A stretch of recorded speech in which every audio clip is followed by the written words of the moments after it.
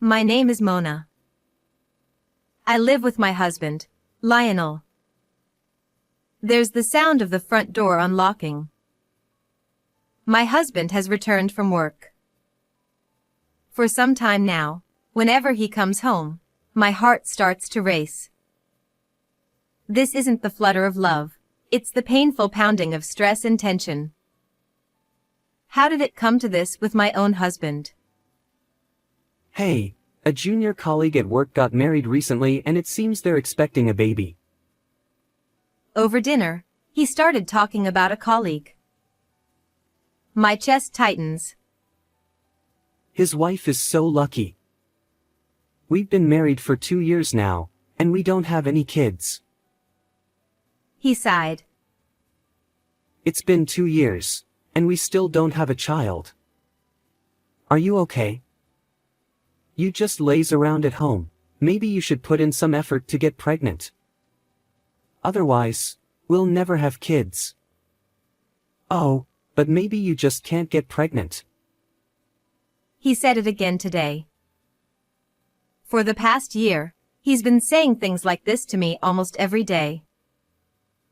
Every single day, it's like he's taunting me.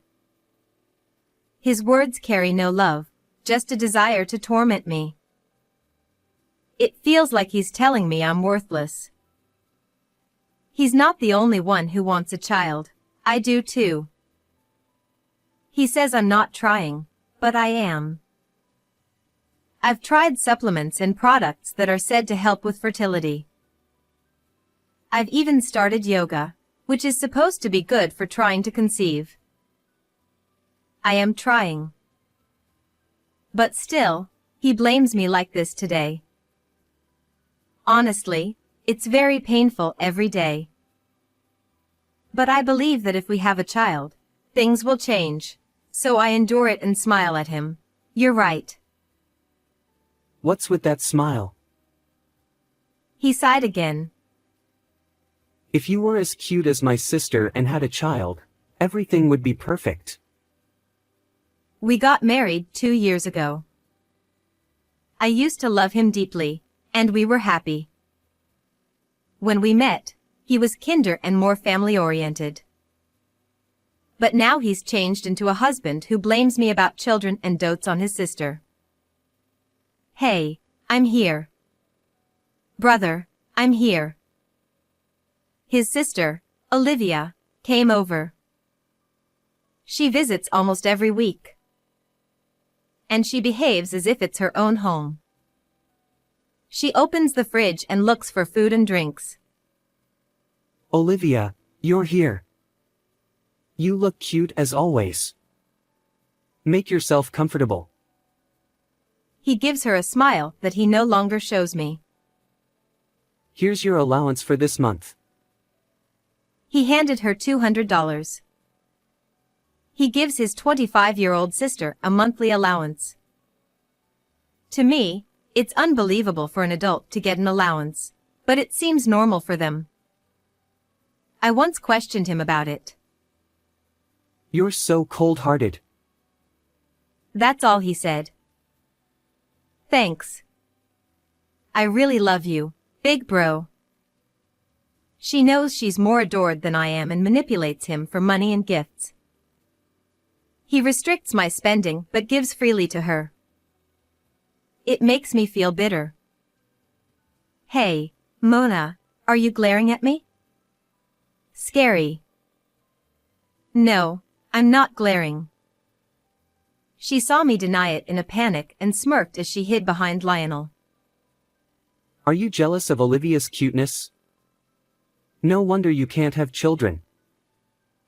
Yeah, with that attitude, no one will love you. Just kidding. My fiancé, Omar, loves me so much. He's going to propose to me this year.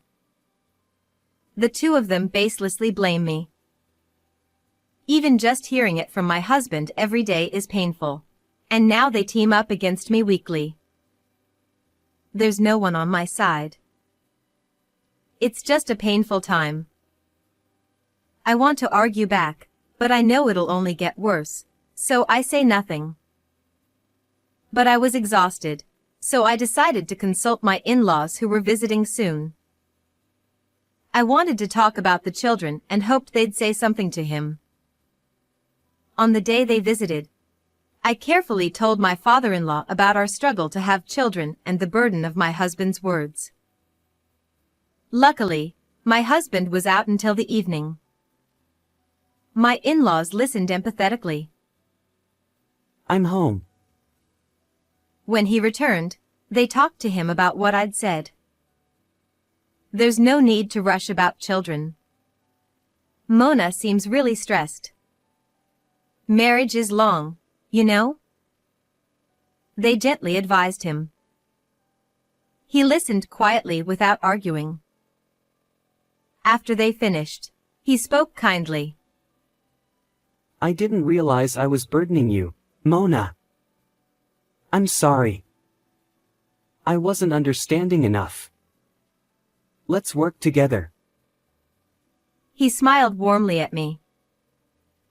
You don't need to worry anymore, Dad, Mom. I'll be more considerate of Mona. Hearing this, my in-laws looked relieved.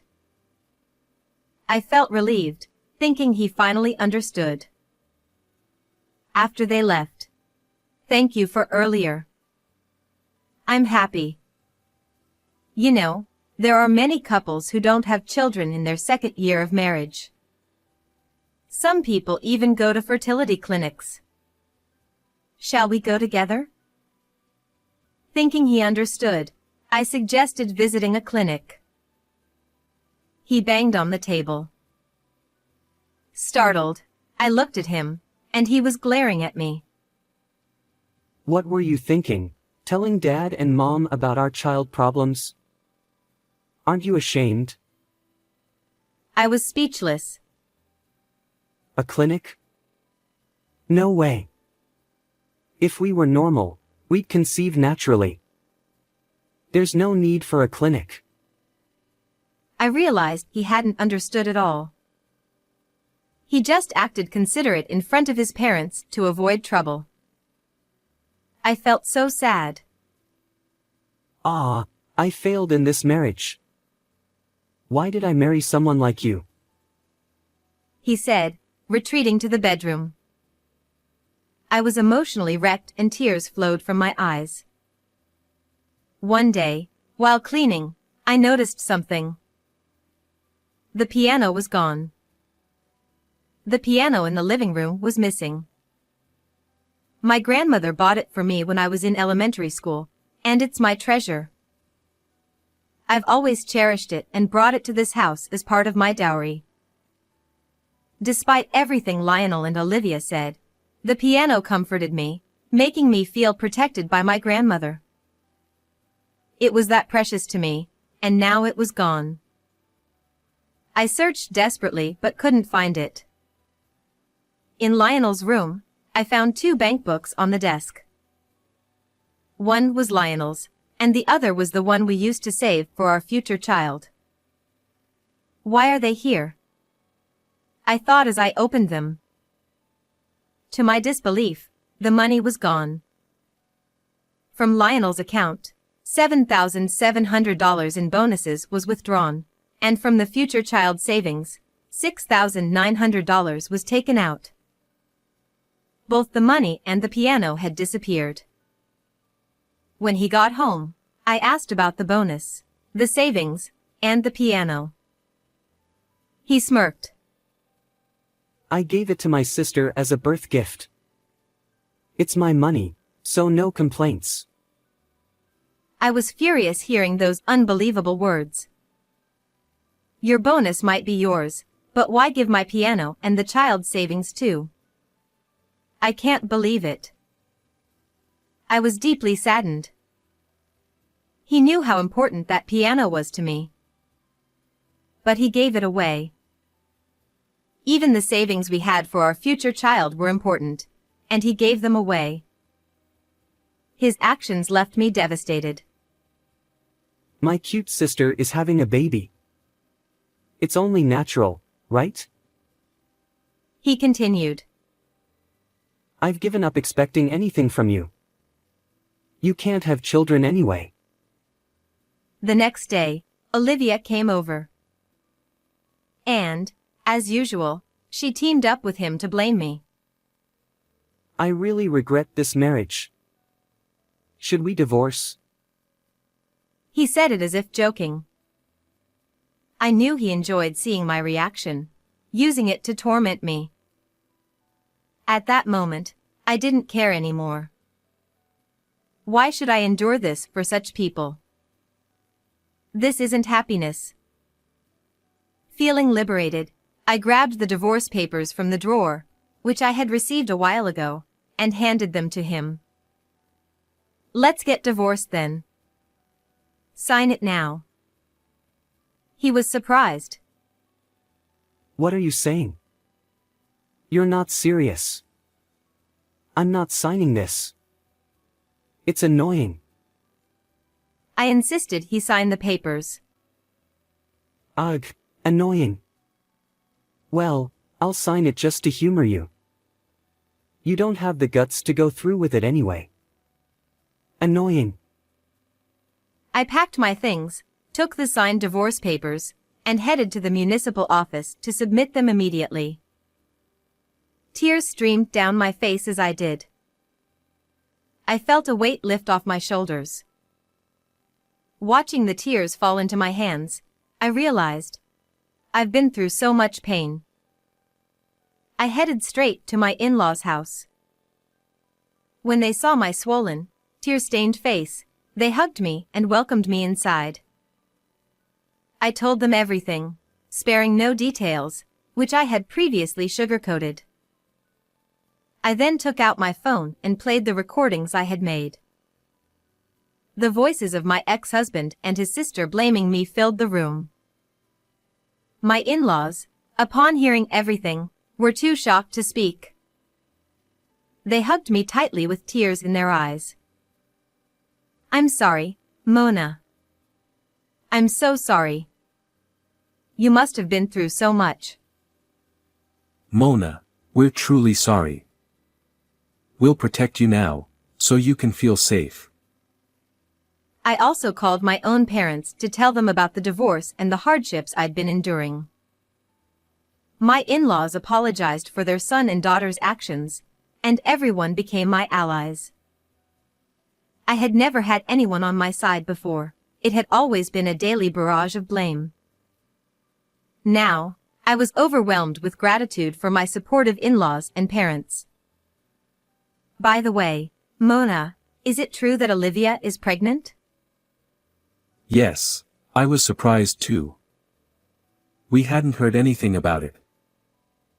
They were very surprised to hear that my sister-in-law was pregnant, as they hadn't been told. We decided to call Olivia's fiancé, Omar, to verify the truth. From Omar's account, I started to believe my suspicions were correct. Later, I noticed multiple missed calls from Olivia. I could guess why she was calling so persistently. When she called again, I answered and heard her frantic voice. Finally. What were you doing? Who is this? What? She sounded surprised by my question. What are you talking about? Never mind that. Mona, why did you tell everyone about my pregnancy? She was furious, clearly upset that I had told her parents and fiancé. It was horrible of you to tell them without my permission. I won't forgive you. Why? Why shouldn't I have told them? You should know why. I sensed confusion beneath her anger. I don't understand. Your brother's sister is pregnant. I wanted to share the joy with the family, so I told your parents and your fiancé, Omar. Though, I was surprised none of them knew. Why hadn't you told them? I continued, despite her angry tone. I thought you'd be the first to tell everyone if you were pregnant. Why didn't you? It's not that simple. People have their reasons. Oh, because your lie would be exposed? What? I had long suspected whether she was truly pregnant. Her behavior didn't match that of a pregnant woman, drinking alcohol, eating raw foods, and even smoking. My suspicions were confirmed when we spoke to her fiancé with my in-laws. Omar revealed that Olivia had a large amount of debt and wasn't pregnant. She had lied about the pregnancy to get money from my ex-husband to pay off her debts. When I confronted her with my theory, she was clearly shaken but continued to deny it. Then show me your maternity record book or let's go to the gynecologist together. If it's not a lie, you can do that, right? When I pressed her, she finally admitted to everything. Her voice was trembling. A few days later, my in-laws, Omar, and I called my ex-husband and Olivia to a meeting. The atmosphere was tense, and Olivia looked nervous. My ex-husband hung his head. When we told him about Olivia's lies, he was shocked. Lies? Tell me it's not true. He turned pale, devastated to learn his beloved sister had deceived him. Olivia, unable to look at anyone, stared at the floor. Omar then spoke. Olivia, I won't marry you. I heard everything you did to Mona. I can't believe it. We're over. Omar, I'm truly sorry. She burst into tears at his words. I will be claiming compensation from you, Lionel. What? I have evidence of how you tormented me. From now on, communicate through my lawyer. No. Mona. Please, give me another chance. I love you. He pleaded, sobbing at my feet. I have no intention of being with you again. You have no idea the pain and suffering you caused me. I can't be with you anymore. As I said this, he broke down even more. Mona, Omar, we're truly sorry. We want to apologize too. Our children have hurt so many people. We're deeply sorry. Olivia, Lionel, listen carefully. Don't come back to this house. We'll take responsibility for the damage you've caused, but we won't help you financially. You must pay your own way. We won't see you again. He spoke to them calmly but sternly. Afterwards, Olivia, now dumped, struggled to repay the money she owed me by working multiple part-time jobs. She had always relied on her fiancé's and my ex-husband's money and had never worked seriously before. Lionel, unable to focus on his job, got fired. With no savings and a $25,000 compensation debt, he led a tough life, moving into a rundown apartment and juggling multiple part-time jobs. Despite everything, I soon met a wonderful man and remarried after my divorce. We were blessed with a child and now live happily as a family of 3. One holiday, my new husband, our child, and I were heading to an amusement park when we ran into my ex-husband. Mona? The encounter was so unexpected that it shocked me. He looked worn out and haggard, so I didn't recognize him at first. A child? You look happy. He didn't know about my remarriage or the birth of my child and looked visibly shaken. Yes, I'm very happy. I have a wonderful child and a loving husband. I felt a sense of comfort and happiness as my daughter squeezed my hand and my husband stood behind me, supporting me. I smiled at my ex-husband. Goodbye.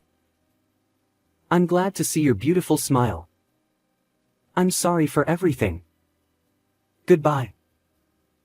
At one point, he had stopped complimenting my smile. I couldn't show him a genuine smile back then because of the pain I was going through.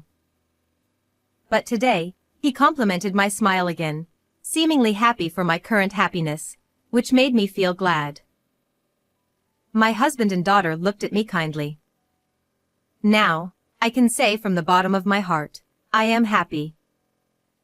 How did you like today's story? Please subscribe to the channel. See you in the next video.